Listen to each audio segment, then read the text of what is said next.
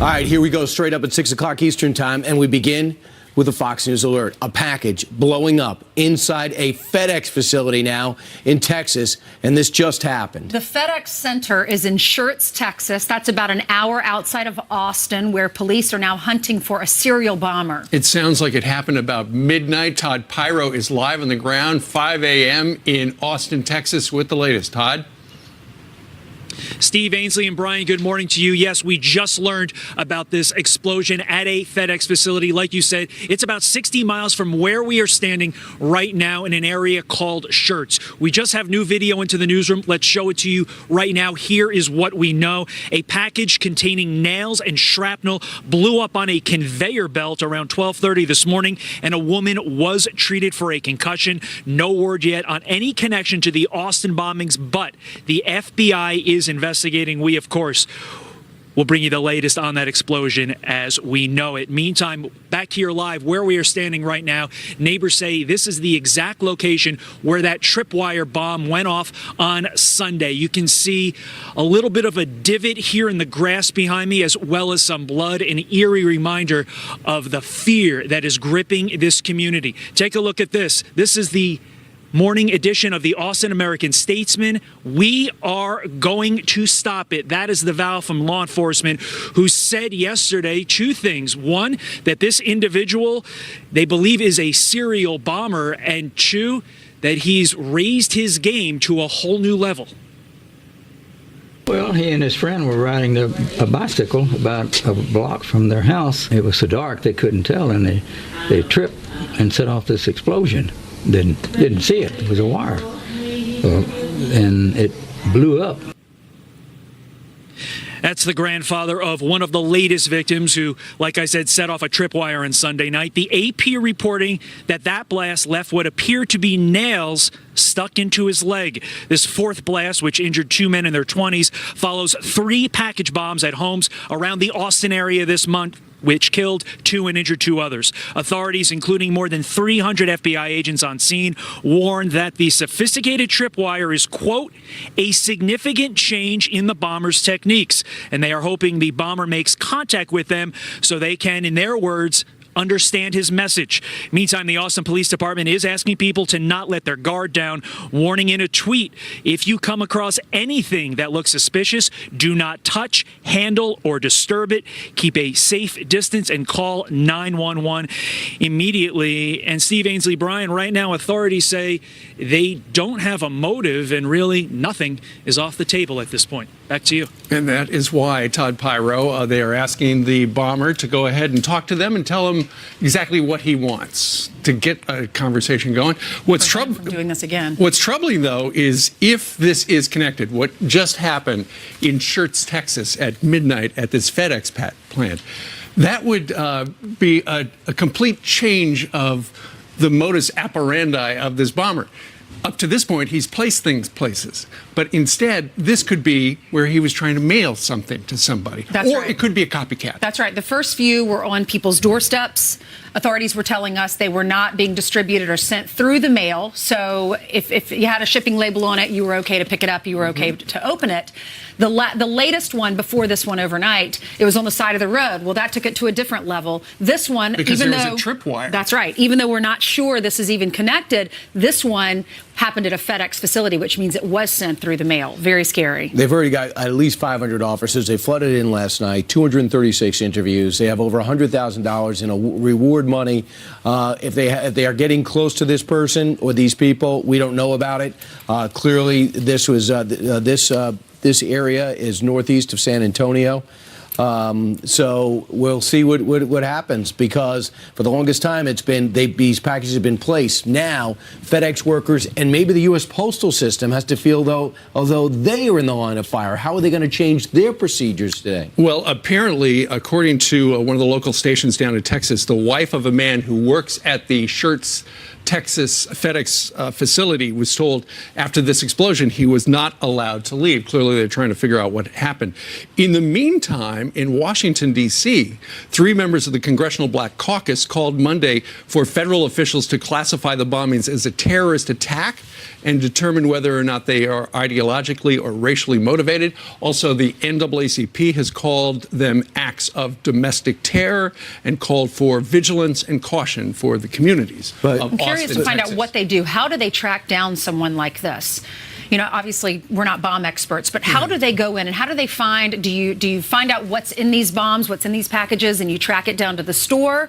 Because this is sick and this has got to be stopped before it gets even more out of control. The racial component of this has to be diminished somewhat. In the beginning, he looked and said, I wonder if the color of somebody's skin has something to do with this. But when you have a box that seems to just be on a conveyor belt at a FedEx building, you're not really targeting anyone specifically unless you actually know the shift schedule of the people in that building. Or perhaps it was intended for, there is a story out there that apparently the package was bound for Austin. We don't know who in Austin was going to be on the receiving end of that particular package. All right. So many questions. Were they all connected? Was this one bound for Austin? Yeah, well, a city often in the list as the top 5 best cities to live in America. Great music community. Is right now being paralyzed by what's going on University here. of Texas. They got a big golf tournament this weekend, That's right, and the PGA PGA is tournament. working on trying to keep the golfers and also the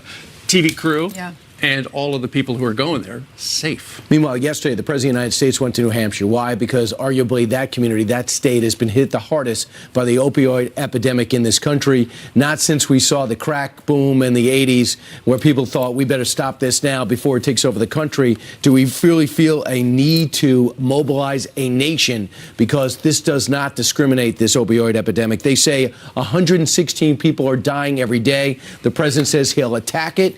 He went back to New Hampshire, where he promised to be if he was elected, and yesterday he outlined his plan. His plan is, you want to hear him? No, go ahead. Let's listen to him. This epidemic can affect anyone, and that's why we want to educate everyone. The second part of our initiative is to reduce the supply of illicit drugs. 90% of the heroin in America comes from our southern border, where eventually the Democrats will agree with us and will build the wall to keep the damn drugs out. Okay. All right, so the plan is focus on law enforcement. He wants an ad campaign to prevent and to educate. And you remember back in the 80s and the 90s, Nancy Reagan's Just Say No, and Sure. This Is Your Brain on Drugs. It really actually did impact.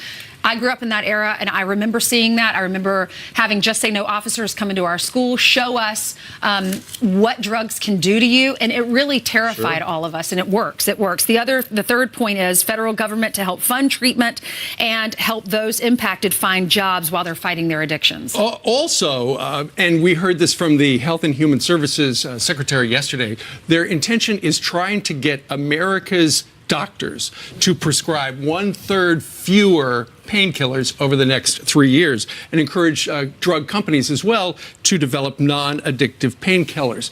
But the heart of the president's plan, which is getting all the attention today, is the fact that now perhaps the Department of Justice can go for the death penalty for certain drug dealers. Listen to this. Whether you are a dealer or doctor or trafficker or a manufacturer, if you break the law and illegally peddle these deadly poisons, we will find you, we will arrest you, and we will hold you accountable. We have to get tough on those people. And that toughness includes the death penalty. Some of these drug dealers will kill thousands of people during their lifetime, and they'll get caught and they'll get 30 days in jail. Or they'll go away for a year, or they'll be fined. And yet if you kill one person, you get the death penalty, or you go to jail for life. We are just doing the wrong thing. We have got to get tough. This isn't about nice anymore. Doing the wrong thing. Also, Big Pharma has not helped over the years. When you saw some people early on, 10 years ago, just get come off back surgery and then get hooked on these very powerful drugs, you realize this is something that could be a problem, and now it's a huge problem. I would add this, $6 billion for the plan. A lot of Democrats say, I love what's in this plan. They hope it's properly funded. So I hope whatever this plan is, it seems kind of loose right now, is properly funded. Do you know more people die from opioid overdoses than in traffic accidents every year? I mean, Absolutely. it is a big problem in our country. We're going to talk to Sarah Huckabee Sanders, White House press secretary, about about this. She's going to be live with us from the North Lawn at 8:30 Eastern. In the meantime, it's exactly 10 minutes after the top of the hour. Jillian joins us, and Jillian starts with a manhunt. That's right. We have a Fox News alert, so let's get you caught up on this story that we're following. A manhunt intensifying for an escaped inmate police believe is extremely dangerous, and he's even on ICE's radar. Two people believed to be connected to Mauricio Gonzalez, now hospitalized after a shootout and police chase overnight. Gonzalez escaped early Monday, being transported to a Denver hospital. He was being held for the attempted murder of a police officer. ICE agents requested to be notified when he would be released. Cutting-edge technology now cut off. Uber suspending all testing of self-driving cars after a deadly crash in Arizona. Police say 49-year-old Elaine Herzberg was walking her bicycle across the street outside of the crosswalk when the Uber hit her. Again, our investigation did not show at this time that there were significant signs of the vehicle slowing down, but our investigation is going to reveal more once it's complete. The Uber had a backup driver inside, but the SUV was in self-driving mode. It's believed to be the first death involving a fully autonomous vehicle. The Parkland massacre suspect's little brother under arrest for trespassing at the school where 17 people were murdered. Police say they caught Zachary Cruz riding his skateboard at Marjorie Stoneman Douglas High School. The 18-year-old telling officers he was there to, quote, soak it in and reflect on the school shooting, even though he's been warned to stay away. If found guilty, his brother, Nicholas Cruz, could face the death penalty. A small token of appreciation for an American hero going viral for the best reason. A woman in Iowa posting on Facebook about the heartwarming moment a young man approached a veteran in Walmart saying, quote, "Sir, I'm paying for your items because you paid by serving my country, and I'm grateful for you." The woman who posted the story says the veteran was completely shocked. Let's look at your headlines, and what a wonderful gesture. A random act of kindness. That's great. The best. Thank you very much, Jillian. Thanks, Jillian. All right, coming up on this Tuesday, back to our top story. Fox News alert. The Austin serial bomber now using a tripwire, authorities believe. Could that offer a clue to help police catch him? Terry Turchi led the hunt for the Unabomber. He joins us with some insight next. We have got a Fox News alert for you. Overnight, around midnight, a package blew up inside a Federal Express facility in Schertz, Texas, about an hour outside of Austin, where police are now hunting for a serial bomber. Here to weigh in is former FBI counterterror agent, man responsible for catching the Unabomber, Terry Turchi. Terry, good morning to you. Good morning, Steve. So what do you make of this? It looks as if there could be a connection because it's another bomb. Apparently it had some nails, metal shrapnel in it, blew up on a conveyor belt. Well, we'll certainly know soon enough. Sometime later today, I imagine the people who are working this will have a really good tentative idea from explosives experts whether or not these devices are connected. And of course, as the hours and days go by, we'll know with some certainty. As they do this crime scene and they look at the shrapnel and they look at the wiring and they look at whatever is left of that package and that bomb that was at FedEx, they're going to be able to tell if these devices are connected. And that's a big deal because you don't just walk in usually and drop a package at FedEx. And even if you drop it off at a drop box somewhere, many of those have cameras and other things that might help them identify or at least go towards identifying who is doing this. Okay. Terry, in the last 30 seconds, the Associated Press is reporting that the FBI says it is likely linked to what happened in Austin. But what you were just describing about the fact that now there is somebody who actually had to transport it to some sort of a FedEx drop box or a FedEx location, this could be a big break. It really could. And a lot of times people are looking at these and they look very random, and they are random.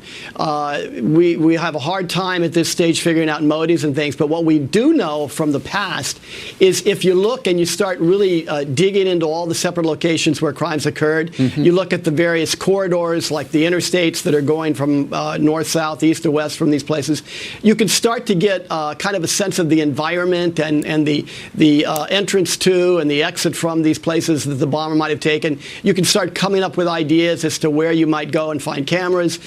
We have computers now that we didn't have back in Unabomb. They can collect and then assess a lot of information, up to and including photographs and things. And just an example of how these things can come together. Right. Let's look at the Olympic bombing.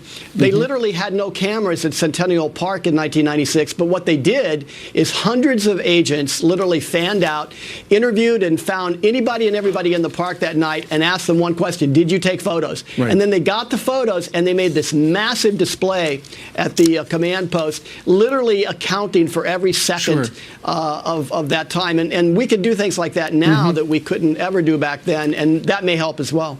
Terry, before what blew up in Schertz, Texas overnight, people down there that I've been watching, the ATF folks and the FBI people, were saying that the latest device, which was left alongside a road, that ratchets everything up because it's much more sophisticated. It had a tripwire. And now this new device apparently was so durable, it could last the ride in the truck to the FedEx facility, and it was able to survive a whole bunch of people touching it until for some reason it went off on the conveyor belt.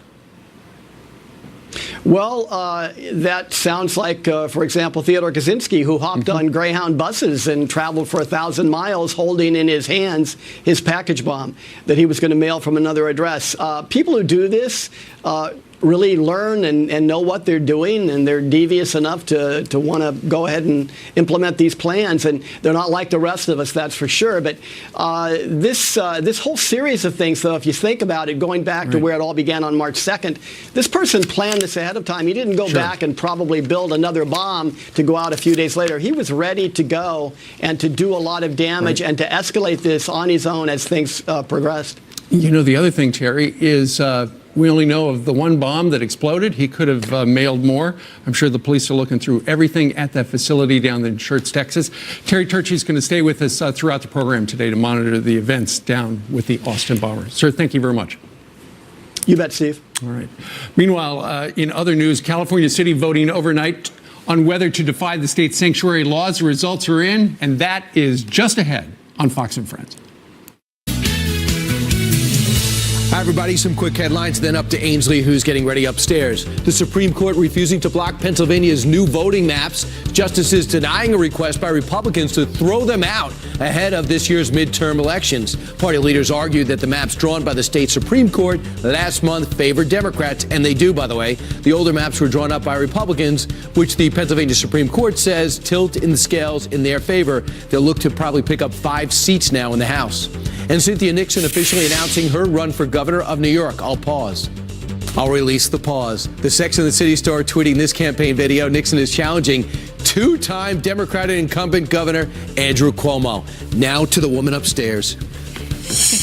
Thank you so much, Brian. Well, Hillary Clinton clarifying, but not apologizing for those comments that she made 2 weekends ago about female Trump voters being swayed politically by the men in their lives. Clinton posting on Facebook, quote, "I understand how some of what I said upset people and can be misinterpreted. I meant no disrespect to any individual or group, and I want to look to the future as much as anybody."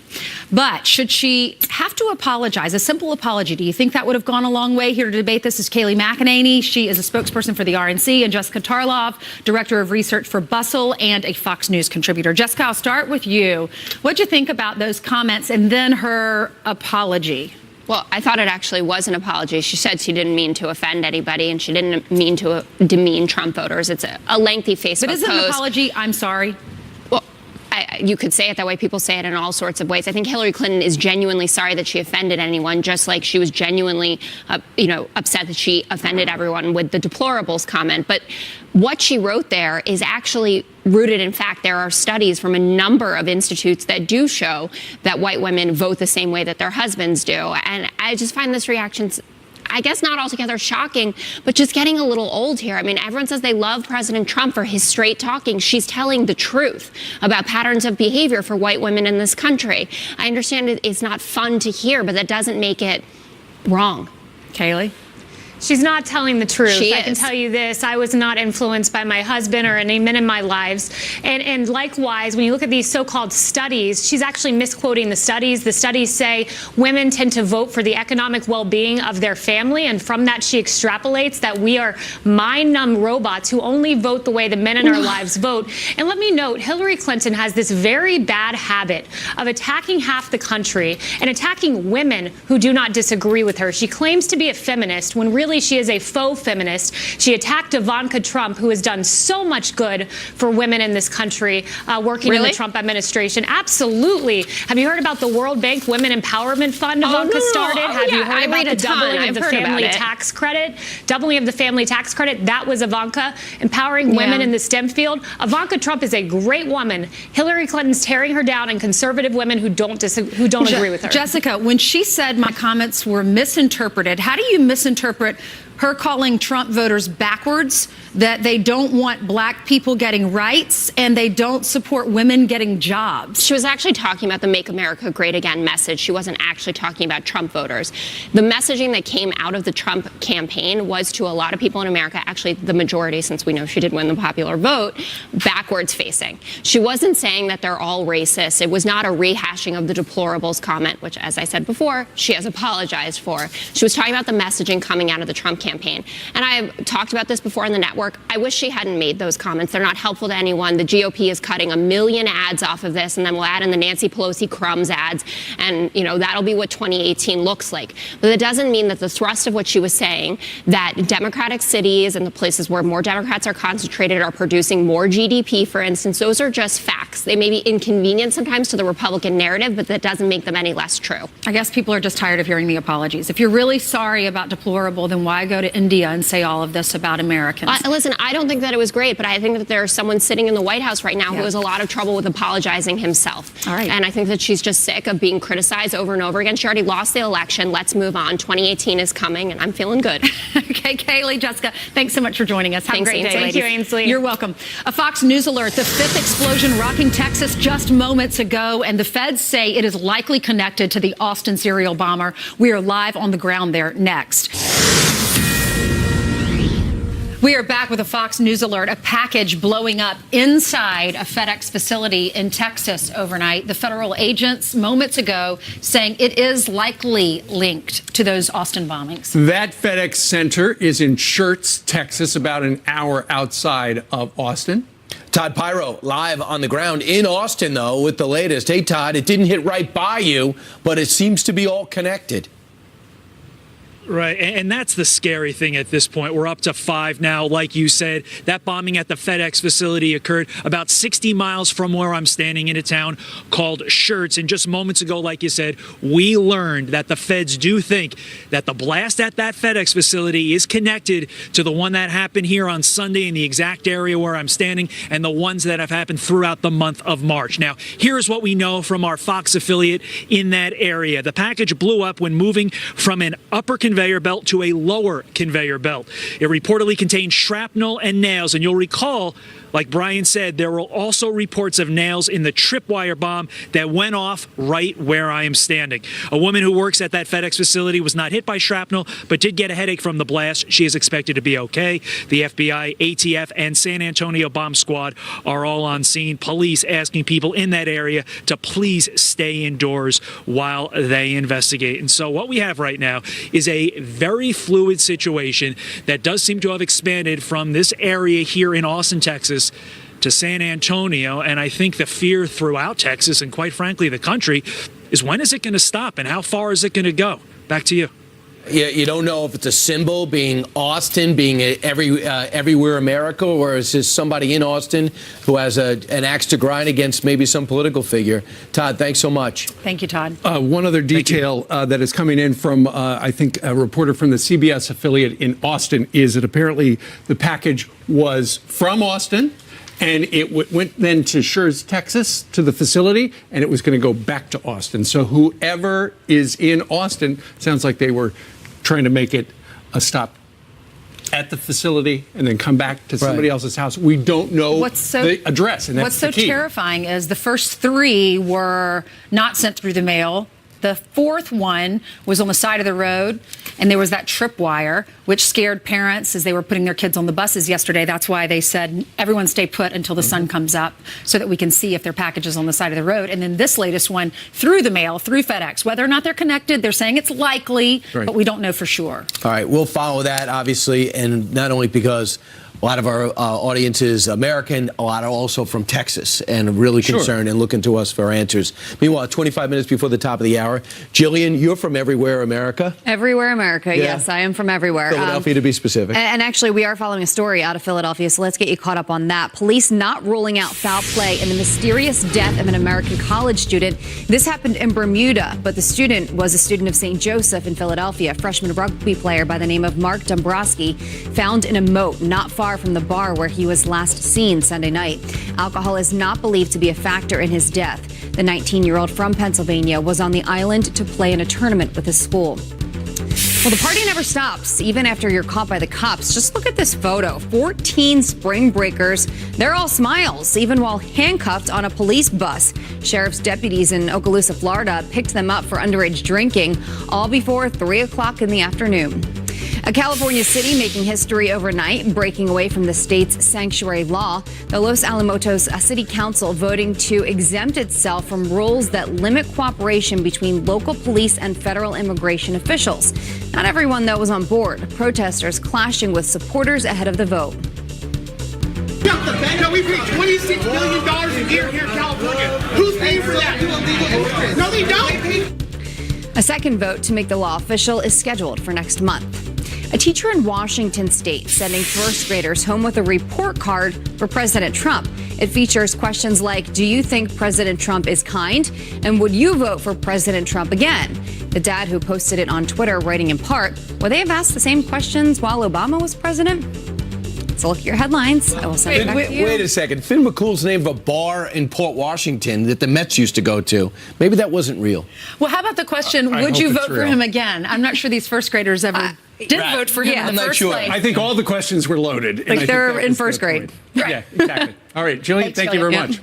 All right, the U.S. is bracing for even more severe weather with storms sweeping from Texas to Tennessee, tornadoes hitting overnight, knocking down trees and ripping off roofs. This church in Alabama completely destroyed. There it is right there. As you can see, the roof ripped right off. All right, but that's not all. Right now in California, they are bracing for mudslides as the East Coast prepares for a fourth nor'easter. Janice Dean is tracking it. Janice, it's not supposed to be happening like this. I mean, it's crazy. We've got both coasts dealing with storm systems and severe weather. We had tornado reports in parts of Alabama. The current temperature is 31 here in New York. That's not very spring-like for this first day of spring. And we had tornadoes across the southeast. Now the threat for parts of Florida in towards the Carolinas for large hail, damaging winds, and isolated tornadoes. And then that energy is what is going to come up towards the northeast, bring D.C. perhaps one of the biggest snow totals they've seen in years, as well as Philadelphia, New York City, up towards Boston. The computer models are wavering here, especially across New York City, where we're right on that rain-snow line. So 5 inches, we're thinking, a GFS model, but that could be upped or downgraded. But look at D.C., 8 to 10 inches for them. That would cripple D.C. And then Boston, we're thinking 3 to 5 inches here. Again, the exact snowfall totals, the exact track of the storm still yet to be determined. Also want to point out that big story across California, especially Southern California in the burn areas, where we could receive upwards of 3 to 5 inches of rainfall. That could be potentially devastating for them. And the crazy thing about the nor'easter today is spring starts Today. around noon. Right. Yes. All right. So that should be illegal. You're right. I Who do give we Mother arrest? Nature a ticket. Thank you very much. Okay. All right, 21 minutes before the top of the hour. I want to bring in Charles Payne with the support of Stephen Ainsley. Welcome, Charles. Welcome back. Thank you. Good morning. There was a millionaires conference yesterday featuring millionaires.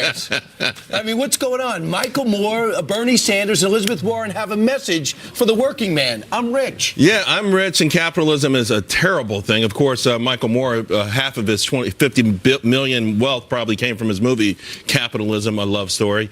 The hypocrisy goes on and on. You know what's really interesting, though, and they keep railing about income inequality, everywhere where progressives have been in control for long periods of time, I'm talking for decades, are the worst places in this country for income inequality. Everywhere they've been able to put in their tax policies, their regulatory policies, their other kind of policies, all you have seen is the gap get wider. Go to San Francisco, go to Los Angeles and look at the homeless fact. In fact, Look at Illinois. Look at Chicago. no, I mean, it's really amazing. It's just not, it's the homelessness, it's the hopelessness. It's really absolutely amazing. They keep pushing this narrative that somehow they're going to save the world, and America particularly, specifically from income inequality. Yeah, they have this global vision. What was it? Was it Finland yesterday? We said you get a parking ticket based on your income. Well, a speeding ticket. A speeding ticket. Yeah. They need to go to another country. This country was founded on capitalism. That's what makes America wonderful. You know, it's so funny because the New York Times had an article yesterday on rich black people and their kids not being able to sustain their wealth. That.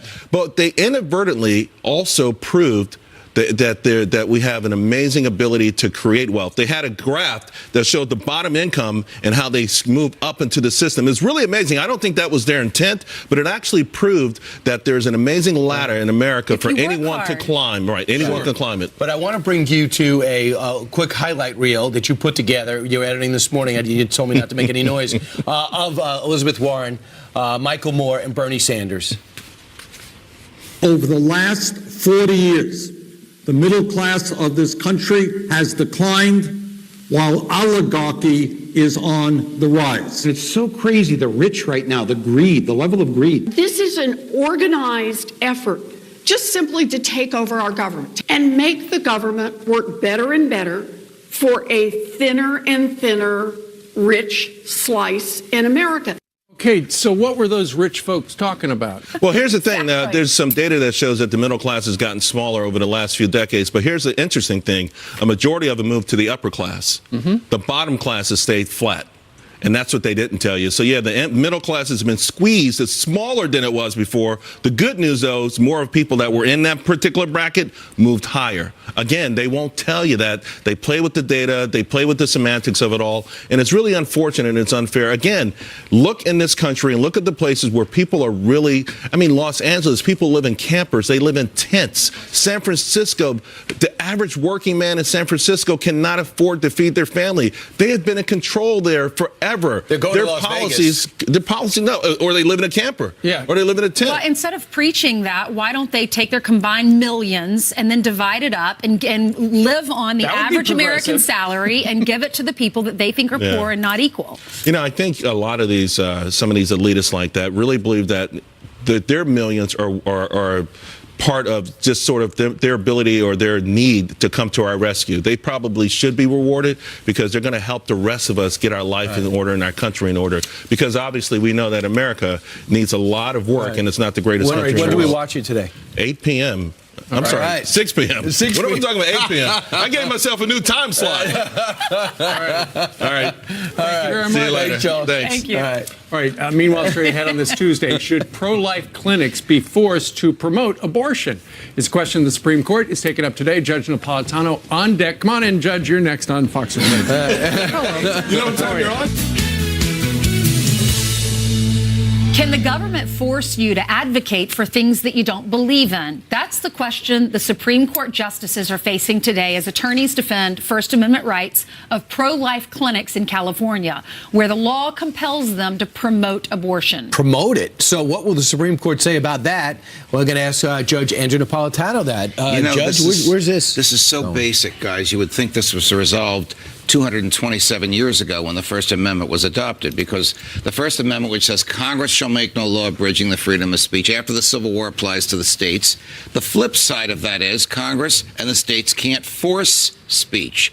So you know how you see on television and the movies you have a right to remain silent? Sure. And Hollywood's not always correct. They are correct when they say that. So the First Amendment guarantees the right to silence. The government can't force you to express a political opinion with which you disagree. Now, the state of California, you have crisis pregnancy centers, and they want these people who are pro-abortion or pro-choice, they want there to be a sticker in the window or something to notify the patients that they can go get abortions, and this is not a medical facility, right? So you're a pregnant mom and you're not sure what to do, and you go to a pro-life counseling center which will tell you what to do to bring the baby to term, and then as you're leaving they say, oh, by the way, you can go across the street and have an abortion because the state of California is making us tell you that.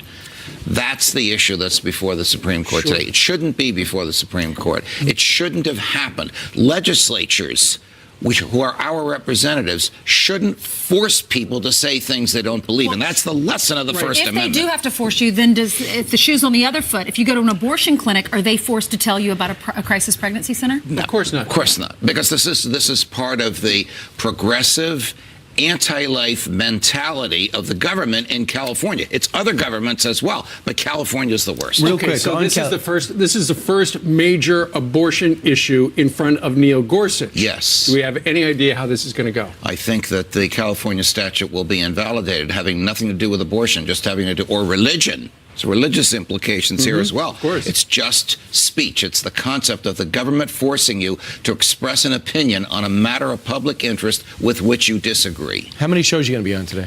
Half a dozen. I thought so. We had so much fun at WABC Radio last night. We did a thing for them. I didn't know Brian was going to be there. The great Rita Cosby. Brian didn't know I was going to be there, but we reprised Brian and the Judge. That's great. Good to see you, Judge. Okay. So neither one of you got any sleep last night. Thank you for being with us today.